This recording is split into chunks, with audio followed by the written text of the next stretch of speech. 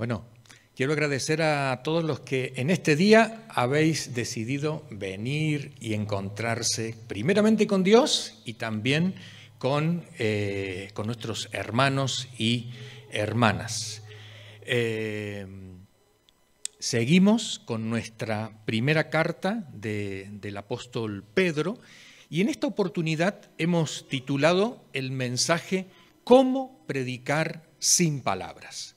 ¿Cómo predicar sin palabras? Y cuando nos referimos a sin palabras, no es simplemente como alguien diría, bueno, con el ejemplo, con el testimonio, que eso desde luego es corriente, sino cuando no nos permiten decir palabras, cuando no tengo la posibilidad de hablar, cuando no me dan un espacio para poder predicar.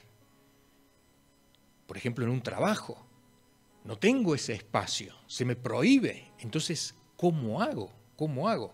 La mayoría piensa, bueno, rompo las reglas, trato de alguna manera ir contracorriente cuando nadie me ve y demás, o doy un folletito por allí y demás.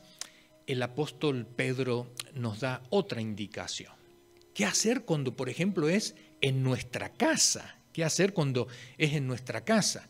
Donde nadie es cristiano y yo soy el único. Entonces, ¿cómo hacemos allí? Porque ya nos han dicho, no te queremos oír más. No queremos que nos hables más de ese tema.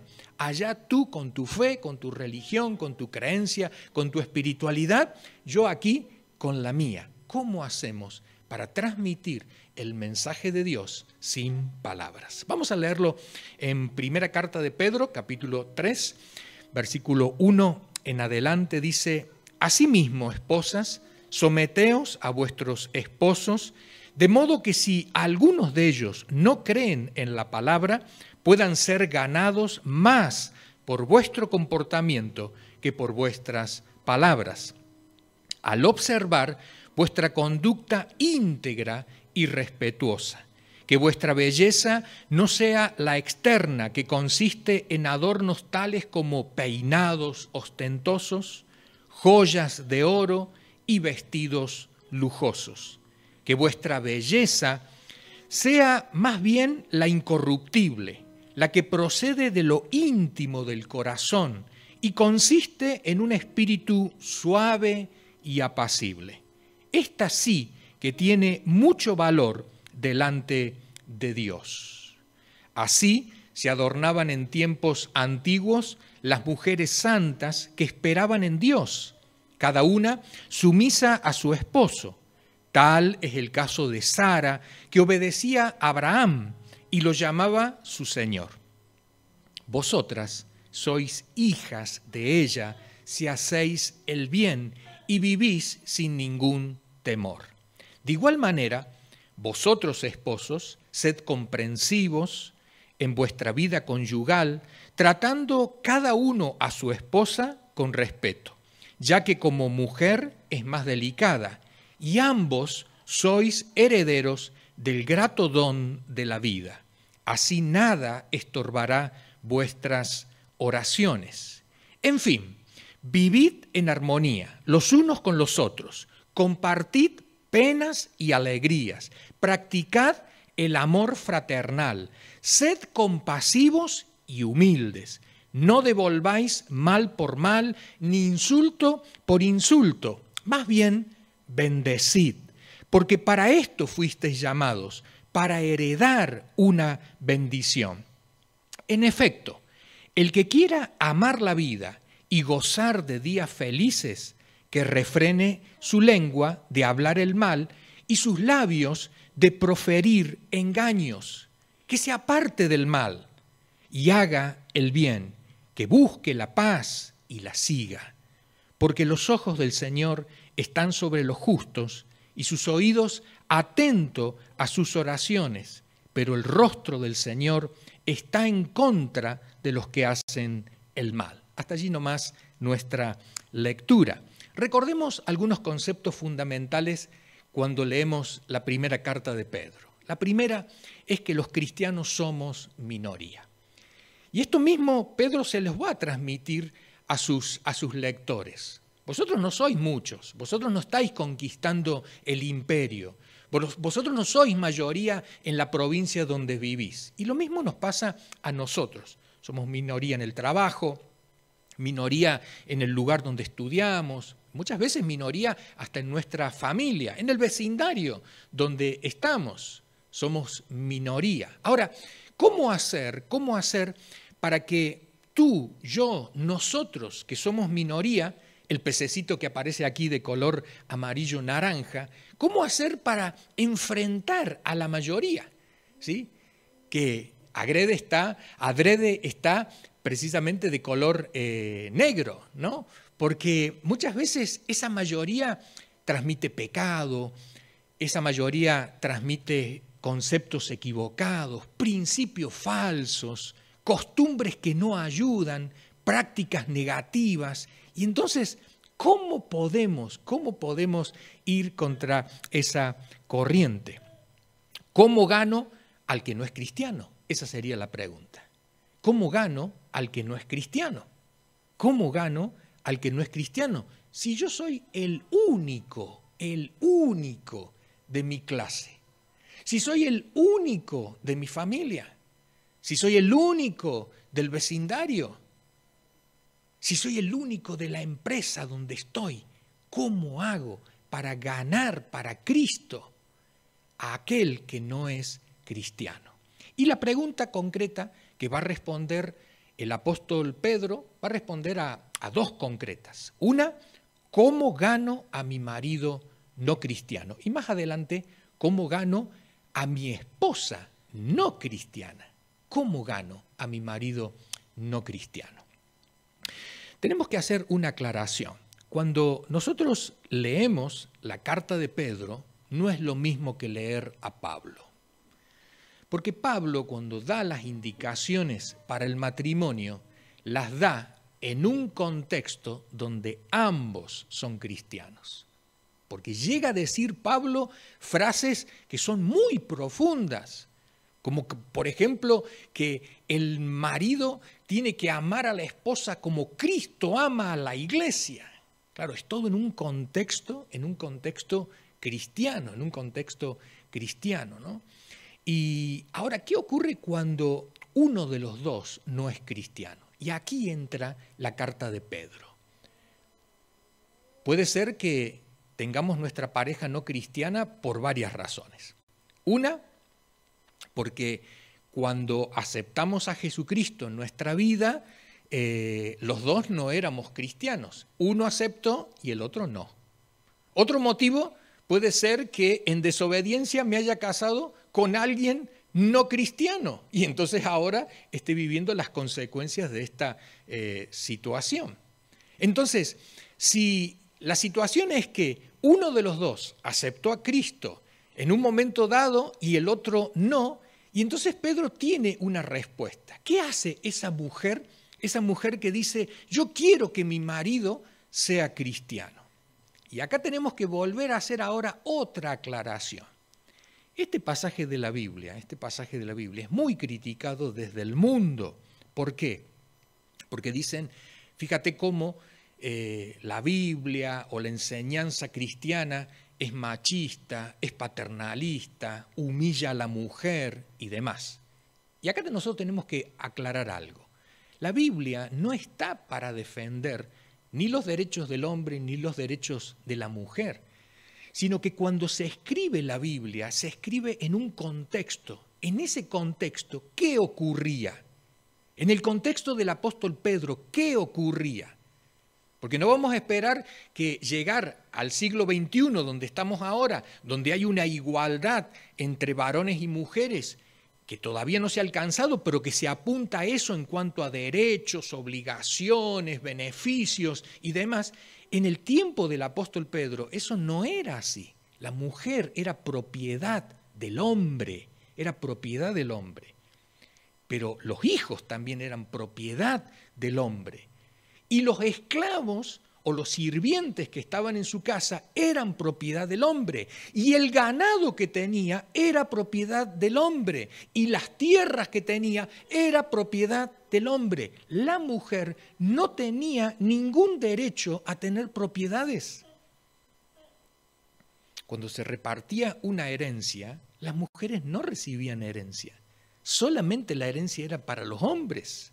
Por eso hay una preocupación cuando se muere el marido, ¿no? ¿A nombre de quién van a quedar las tierras? Inmediatamente la mujer lo que busca es ir con otro hombre. ¿Para qué? Para que esas tierras pasen ahora al otro hombre. Es un problema de aquel tiempo. En aquel tiempo, imagínate que una mujer le dice al apóstol Pedro, ¿y yo cómo hago para ganar a mi marido? Si mi marido es mi dueño. Él me dice lo que yo tengo que creer. Una vez hablando con una persona musulmana, le pregunto, ¿vosotros os podéis casar con una persona que no sea de vuestra religión? Sí, pero hay algunas excepciones. ¿Ah, sí? Le digo, ¿cuáles son las excepciones? Por ejemplo, un hombre musulmán se puede casar con una mujer cristiana. Y le digo, ¿y por qué?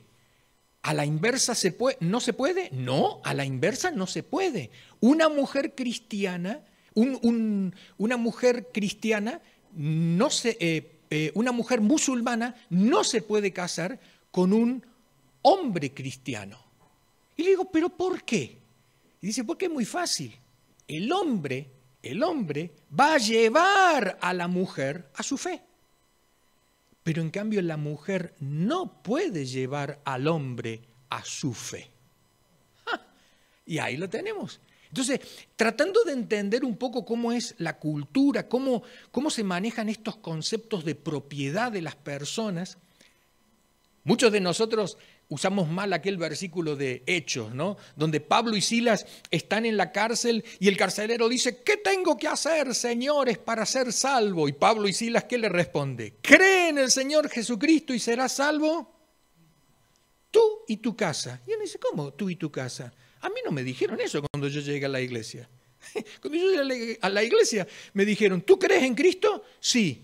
Nadie me dijo, tu casa también ya es creyente. No, nadie me dijo eso.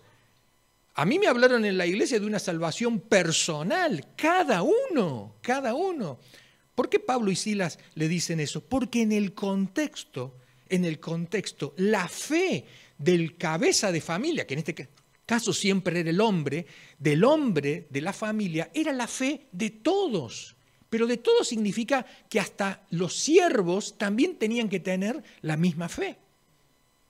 Y esta era la realidad. Entonces, Pedro escribe esta recomendación a las mujeres que dicen, ¿yo cómo hago? Porque yo no tengo ni voz ni voto. Yo le pertenezco a.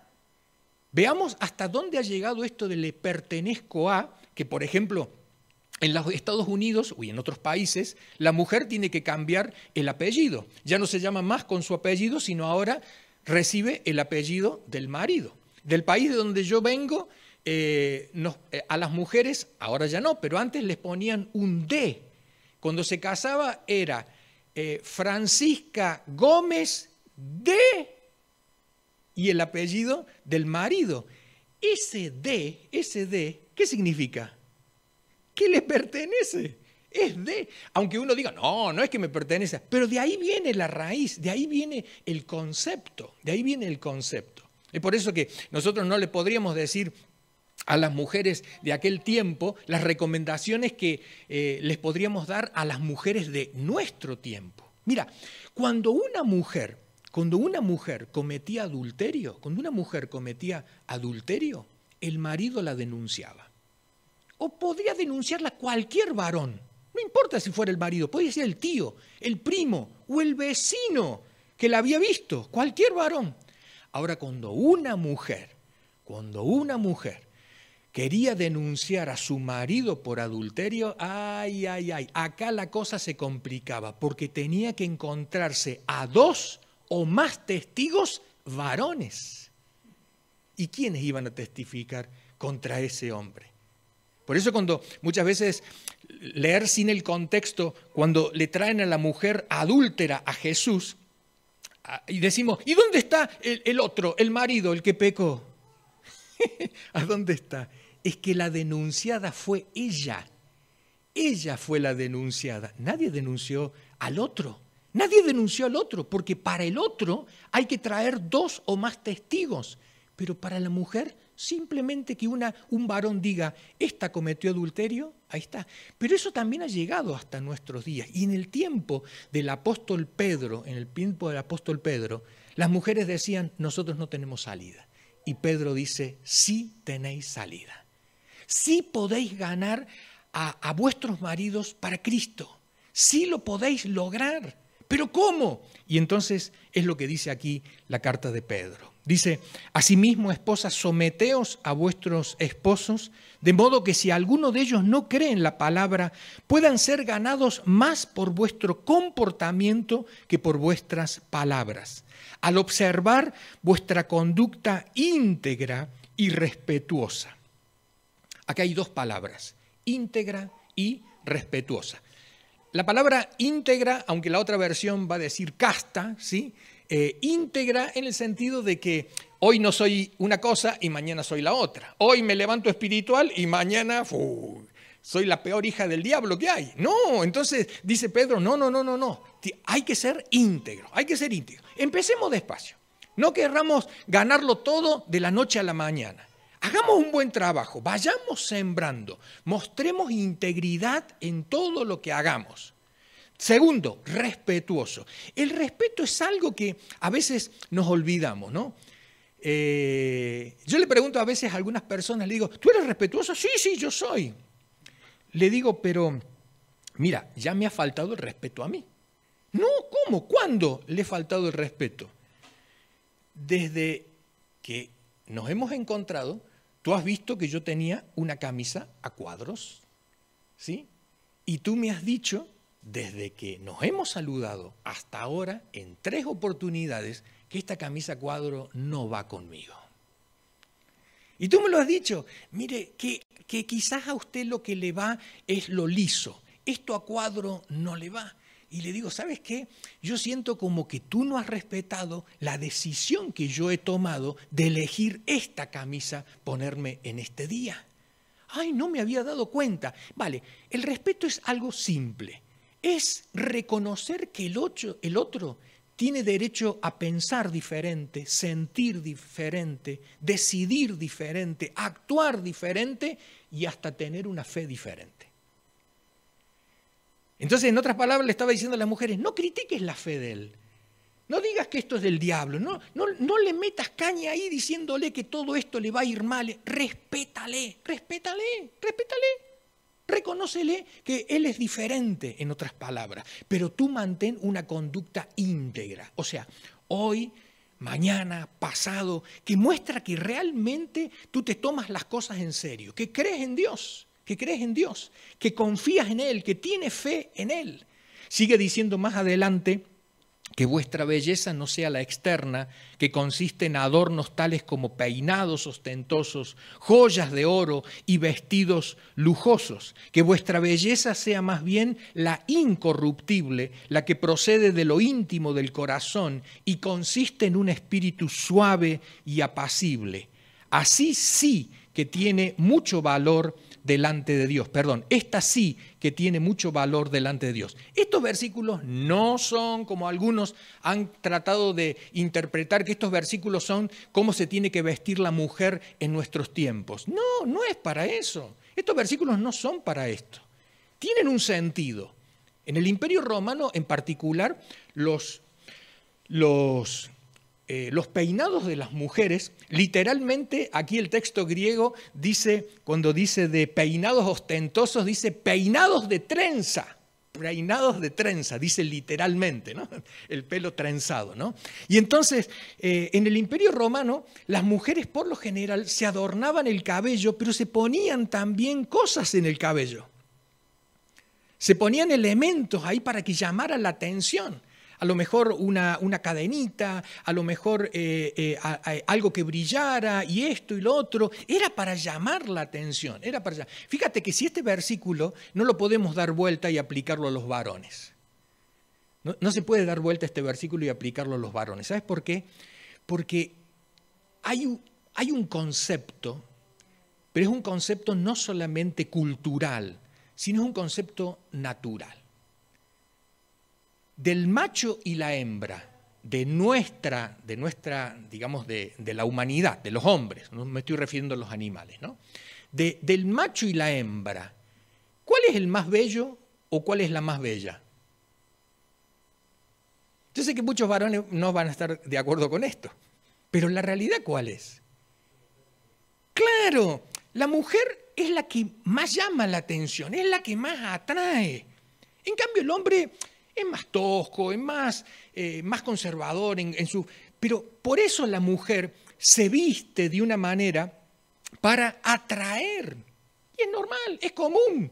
Está en la esencia de las mujeres. Ahora, si miramos los animales, también pasa muchas veces eso, ¿no? Aunque en los animales cambia. A veces el macho es el más lindo que, ¿no? Como en el pavo real, ¿no? Que el pavo real es el que tiene todo y es el macho, y la hembra apenas tiene algunas plumitas que no llaman la atención, ¿no? Pero es una estrategia femenina. Es una estrategia femenina. Si yo quiero ganar a un hombre, ¿qué tengo que hacer? Vestir bien, tengo que lucir bien, me tengo que perfumar bien, me tengo que maquillar bien, me tengo que poner algún adorno de collares, de aretes o lo que sea que llame la atención.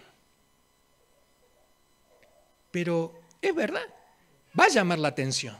Pero Pedro lo que dice, pero a nivel espiritual, esto no va a convencer. A nivel espiritual, esto no permanece. A nivel espiritual, esto no va a producir un deseo de tener la fe de la otra persona. Lo único que vas a lograr es que este hombre se acueste contigo. Eso es lo que tú vas a lograr. Pero si tú quieres que haya una transformación espiritual, este hombre tiene que ver algo de tu carácter, algo de tu personalidad, algo de esas emociones que tú tienes, pero que son emociones que puedan ayudar a que este hombre diga, me parece que esta fe es la correcta. Me parece que esta mujer está encaminada en la fe correcta. Por eso dice el versículo 4, que vuestra belleza sea más bien la incorruptible, o sea, la que no pasa, la que procede de lo íntimo del corazón y consiste en un espíritu suave y apacible. Uy, yo sé que para aquellas mujeres que son de temperamento fuerte, esta frase no les viene bien. Y para aquellas que son de temperamento más introvertido, les viene como anillo al dedo. Dice, así soy yo, así tengo que ser. Pero para las otras, no. Y yo entiendo, es una dificultad. Pero hay un proverbio que habla que la mujer necia es como una gotera continua. Pum, pum, pum, pum, pum, pum, ¿no? ¿Y cuántos hombres se han quejado, muchas veces hasta de las hermanas en la fe, que han dicho, estoy harto de que cada día me estés taladrando la cabeza diciéndome que crea en Cristo? Una y otra vez. Y entonces es como que lo que dice Pedro, no, ese no es el método es otro, suave y apacible.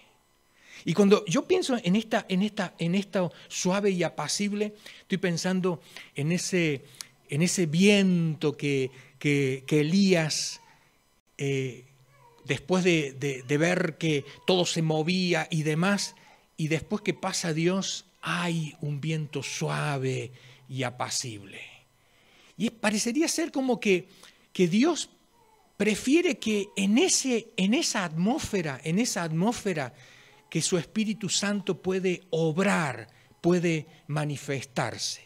Sé que para algunos es un problema, es una lucha, pero es lo que dice la Escritura. 4 cosas. La primera, íntegra, respetuosa, suave y apacible. 4 cosas. Ahora, ¿cómo gano a mi esposa no cristiana? ¿No? Era la pregunta que nos hacíamos.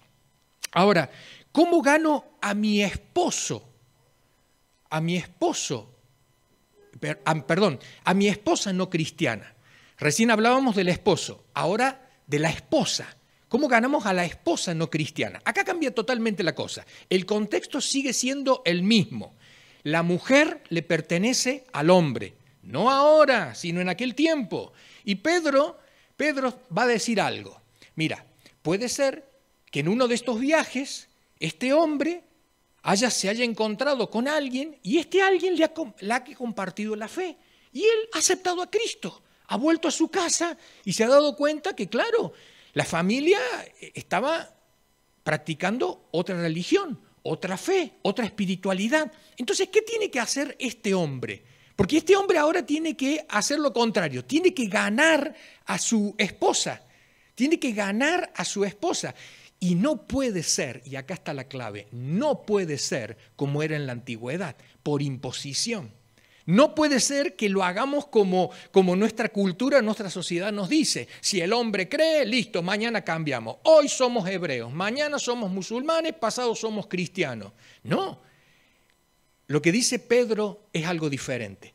Notemos lo que dice el versículo. De igual manera, vosotros esposos, sed comprensivos en vuestra vida conyugal, tratando cada uno a su esposa con respeto. Otra vez. Ya que como mujer es más delicada y ambos sois herederos del grato don de la vida. Así nada estorbará vuestras oraciones. Hay que darle tiempo. Si yo quiero por la imposición, no por el respeto, hacer que mi esposa abrace la fe, la mayoría de nuestras iglesias tienen mujeres que son cristianas y hombres o maridos que no lo son. La mayoría de nuestras iglesias evangélicas. Y son pocos los casos que por ahí vemos donde él cree, pero ella no quiere saber nada con la iglesia. ¿Y cuántas veces, a lo mejor lo han llamado a Guido, me han llamado a mí o a algunos de vosotros, hable con mi mujer, dígale que esta es la fe verdadera, ¿no? Y entonces viene la gran pregunta, ¿tú le tratas con respeto? ¿Tú entiendes cuáles son sus necesidades, sus problemas, sus ambiciones? ¿Tú entiendes por qué le costaría hacer el cambio? ¿Tú entiendes lo que esto involucra? Hay muchas mujeres que no quieren abrazar la fe del Evangelio porque su abuelita le había dejado esta estampita y esta estampita la había bendecido no sé quién y la tiene ella abrazándola allí y dice, yo no voy a dejar esto porque dejar esto sería dejar a mi abuelita. Y uno dice, ¿qué tiene que ver la abuelita con todo esto? Son sentimientos que muchas veces como varones los pasamos por alto y decimos, no. Muchas veces decimos que el varón, en cuanto a las emociones, tiene cajones, ¿no? Cierra el cajón y dice, ya no creo en esto. Cierra el otro cajón y dice, ya no pienso en esto. Cierra el otro cajón y dice, ya no siento esto. Abre otro cajón y dice, ahora siento esto, aquello otro. En cambio, las mujeres no tienen ningún cajón. Las mujeres lo que tienen es todo a la vista. Todo a la vista. Y muchas veces esto afecta. Esto duele. Esto no gusta. Me siento herida por esto, me siento molesta por aquello otro, me cuesta creer en esta persona y hay que esperar, hay que respetar. Por eso dice, ya que como mujer es más delicada, dice la versión Reina Valera, ya que la mujer es como un vaso más frágil, es como cuando tú estás lavando la vajilla, ¿no? Y entonces son las fiestas de final del año y demás, y entre toda esa vajilla están los vasos que hemos tomado el agua, las copas más gruesas que quizás hemos tomado vino, pero están las otras que hemos brindado con champán o con sidra, ¿sí? Tú no puedes meter todo ahí y empezar a lavar porque esas copas se van a partir enseguida. Y es un poco lo que dice Pedro. Mira, si lo quieres lograr, si quieres que tu esposa abrace la fe cristiana, trátale con respeto, trátale esperando los tiempos, respetando sus emociones, sus sentimientos, como si fuera algo más frágil. Y termina esta frase: así nada estorbará vuestras oraciones. Esta Biblia y otras versiones más, pero no todas, ponen un punto aquí, sino que esta pone un punto aquí como al final resumiendo los dos grupos, mujeres y hombres, para que las mujeres que están pidiendo oración y los hombres que están pidiendo oración, para que sus oraciones no sean estorbadas, actúen de esta manera. Actúen de esta manera. Hay otras Biblias que directamente no ponen el punto ahí y da a entender como que se van a estorbar solamente las oraciones del varón. Pero mirando el contexto, más abajo va a decir, al final de todo, cuando da las recomendaciones para todos, casados o no casados, solteros o no solteros, al final termina diciendo exactamente lo mismo. Dice la frase que hemos puesto aquí: no escucho tus palabras, pero sí veo tu conducta. No escucho tus palabras, pero sí veo tu conducta. Dice Pedro, y ahora para terminar, porque uno decía, bueno, estos consejos son para los casados, estos son para las esposas, para los maridos, y ahora viene el consejo para todos, para que todos también podamos ganar sin palabra a nuestro jefe del trabajo, a nuestro profesor en la universidad, a nuestro vecino que está a nuestro lado. Dice, en fin, vivid en armonías los unos con los otros, compartid penas y alegrías, practicad el amor fraternal, filial, dice literalmente, sed compasivos y humildes, no devolváis mal por mal ni insulto por insulto, más bien bendecid, porque para esto fuisteis llamados, para heredar una bendición. En efecto, el que quiera amar la vida y gozar de días felices, que refrene su lengua de hablar el mal. ¿Te acuerdas lo que decía anteriormente? Dice, para los que no creen, pueden ser ganados sin palabra, viendo el comportamiento de ellos. Y acá vuelve a retomar lo mismo. Refrene su lengua de hablar el mal. Y a veces como cristianos decimos, no, pues yo no estoy hablando el mal, estoy hablando la palabra de Dios. Pero hay formas de decirla. Hay formas de sembrar. Tú puedes sembrar con cariño, con afecto, con paciencia, respetando, o también puedes sembrar imponiendo, pasando por alto, gritando. Y entonces dice el apóstol Pedro, no. Hay que frenar la lengua de hablar el mal y los labios de proferir engaños. Que se aparte del mal y haga el bien, que busque la paz y la siga, porque los ojos del Señor están sobre los justos y sus oídos atentos a sus oraciones, pero el rostro del Señor está en contra de los que hacen el mal. Fíjate cómo de nuevo aquí retoma lo que había dicho anteriormente para esposos, que las oraciones iban a ser estorbadas, ahora para todos dice exactamente lo mismo. Los oídos del Señor están atentos para estos, pero para los otros no están atentos. En otras palabras, escucha la oración o no la escucha. El texto clave sería, puedan ser ganados más por vuestro comportamiento que por vuestras palabras. ¿Qué nos enseña Jesús? Quiero entrar en el Evangelio y ver algo de Jesús, que me lo muestre Él, A ver, que Él me lo muestre. Que me lo muestre Él. ¿Qué dice Jesús? Este es el momento cúlmine de Jesús. Ha hecho obras que nadie puede decirle, tú no has hecho obras. Ha hecho obras hasta no dar más. Multiplicó los peces, los panes, sanó a los enfermos, liberó a los endemoniados. Hizo de todo, pero ahora está en la cruz. Está en la cruz. Ahora la pregunta es, ¿desde la cruz puede ganar a alguien?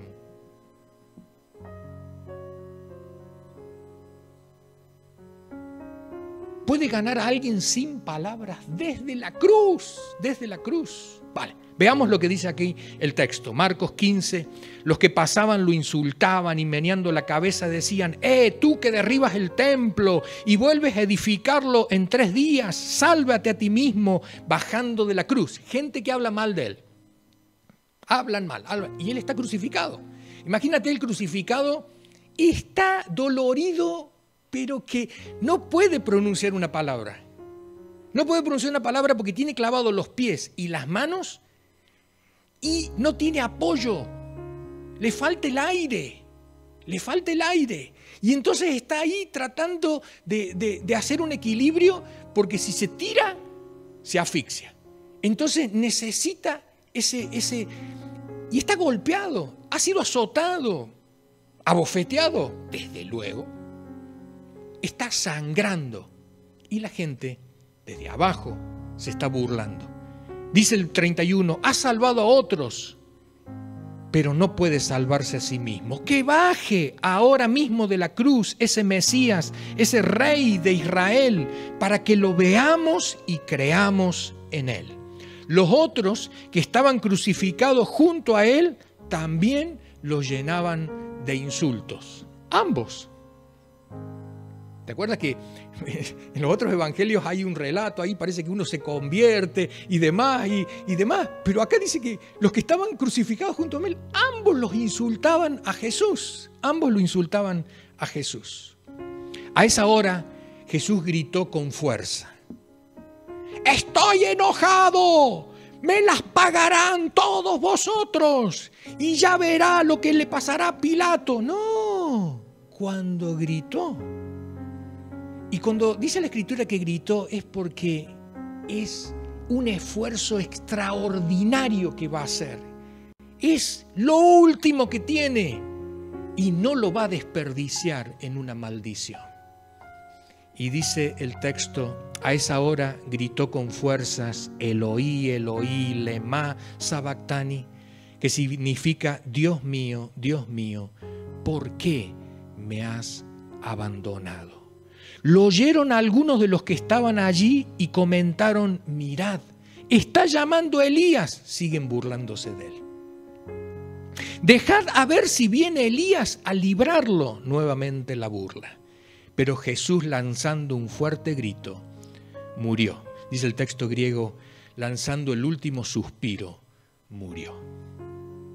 El comandante de la guardia que estaba frente a Jesús, al ver cómo había muerto, dijo: verdaderamente este hombre era hijo de Dios. ¿Qué vio? ¿Qué vio? ¿Qué vio?